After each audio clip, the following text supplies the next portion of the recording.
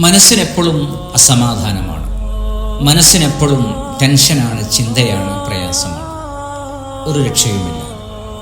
എന്തെങ്കിലും നിസ്സാരമായ കാര്യങ്ങൾ ഉണ്ടായിക്കഴിഞ്ഞാൽ വീണ്ടും നമ്മൾ അങ്ങനെ ഒരു പ്രയാസത്തിലേക്ക് മാറി മറിഞ്ഞു പോവുകയാണ്.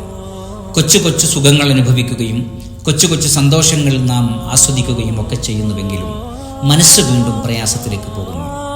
ഈ ഒരു അവസ്ഥ ഒരു വിശ്വാസിക്കുണ്ടായാൽ, ഒരു മുസ്ലിമിനുണ്ടായാൽ, ഒരു മുഅ്മിനിനുണ്ടായാൽ അവൻ ചെയ്യേണ്ടത് എന്താണ്? അവൻ്റെ മനസ്സിന് എങ്ങനെയാണ് സമാധാനം ലഭിക്കുക? ഒന്നും നോക്കേണ്ടതില്ല.